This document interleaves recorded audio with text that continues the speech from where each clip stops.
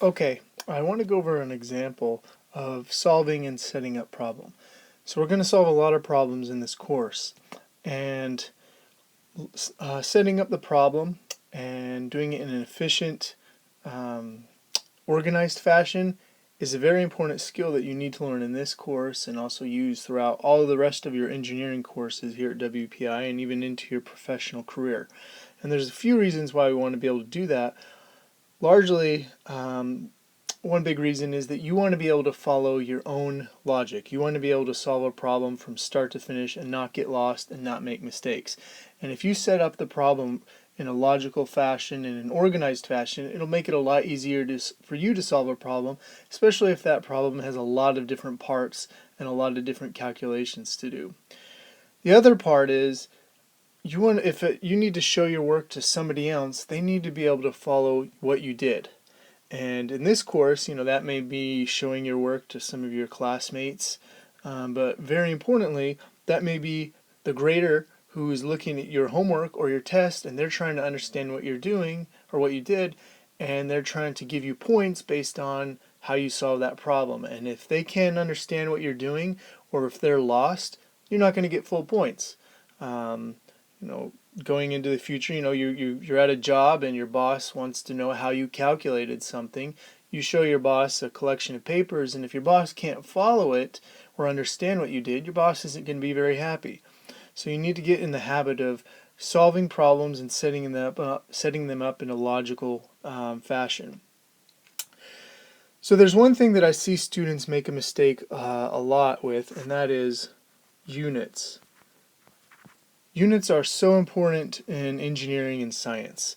I would go as far as to say that a number without a unit is not really a number. Not in science, not in engineering.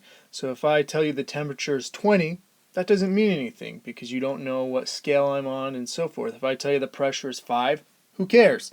I have to supply a unit with a number in order for it to have some meaning. And when we're working problems, you have to assign or write down the units for the various problems, because if you don't, you're going to make math mistakes, conversion mistakes, and so forth. So I have here an example here about just simple gas problem, PV equals nRT, and we're asked to find the number of moles. So you've done stuff like this before. This is like chemistry 101, general chemistry. So you've done this before, so it shouldn't be anything too new, but I just want to go through this example here. So we have our main equation here, PV equals nRT.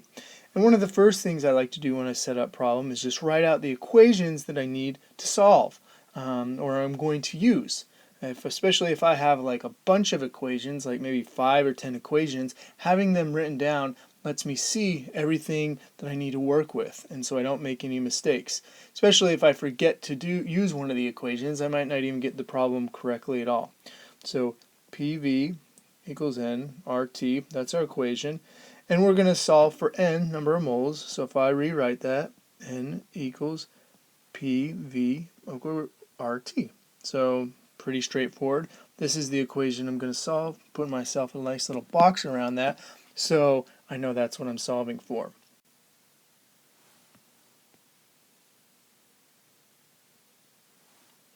Now this isn't the only equation I need, since we're giving the temperature in degrees Celsius. I need to convert that to Kelvin, because when we're dealing with PV equals nRT, our temperatures we work in temperatures of Kelvin. So let me just write this out. Temperature in Kelvin is equal to temperature degrees Celsius plus 273. And just put a box on that one too. So now I have basically all the equations I need to solve this problem.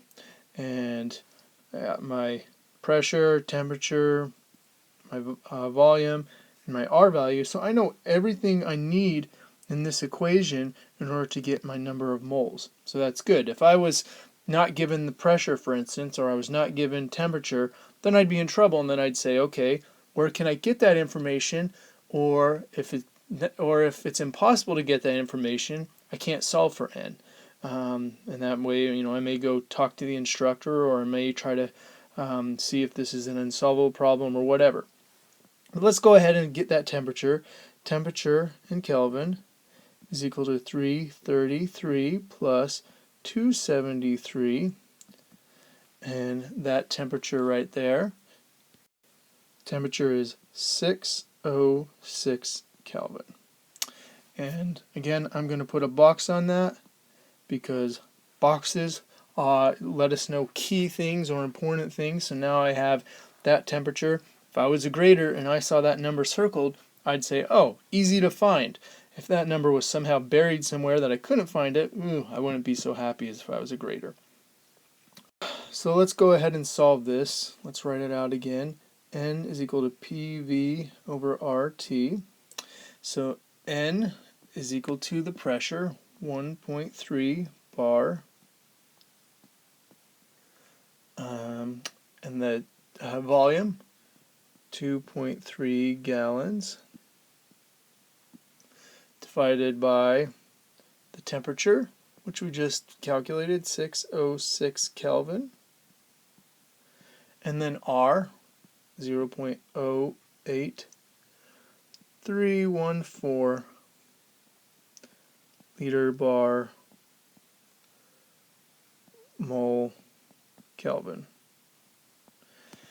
And just looking at this, let's see what cancels out and then see what else we need. Well, bars cancel out, Kelvin cancels out, moles, well, that's what we're solving for, that doesn't cancel out, but we're left here with gallons and liters, and we need to go ahead and put a conversion factor in here, and this is what we've done, what you've done similar to stuff to this in your previous courses, chemistry, whatever. This is just dimensional analysis type problem, but we go ahead and type this here, and we have 1 gallon, and that's 3.7, oh, made a mistake there,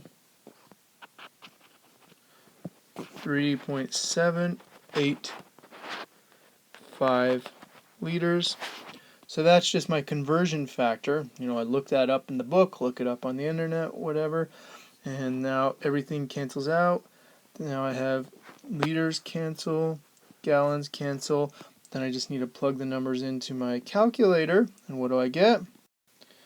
And so I calculate it, just plugging it in to get 0.225 moles. Again, I'm going to put a nice little circle around that because circles let us know important numbers, and this is an important number because that's what we were asked to solve. And that's pretty much how we go about solving problems. We write down our pertinent equations, we decide, we set up those equations to solve, we put in the numbers, make sure we have the right units, the numbers are plugged in, and so forth. And there you have it. Now, let me just briefly mention, I could have solved this problem in a much more haphazard, disorganized fashion. And that's just asking for trouble. I could have just started writing n equals 1.3, 2.3, 606, 0.08, just start putting in numbers. And this is what I see students do all the time. They just start writing down numbers for equations, and it's not clear what equation they're using. It's not clear where those numbers are coming from. And they're just plugging in numbers left and right or writing down numbers on a piece of paper to get some answer. They get some answer here, 27.5 mole. And if I was a grader and I'm looking at this, I have no clue what they did here, where they got their numbers. I have no clue where what they plugged in, how the units are canceling out and everything. So this type of if I were to see this on a test or homework, wrong. It's not logical, it's not laid out, there's no units, there's no equations indicated. And so my caution to you is don't do this.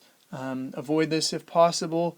Write out your problems in a logical fashion, pay attention to the units, make sure units cancel out, make sure the equations are clear that you're using, make sure you know what you're doing so you can maximize your success in solving problems in this course.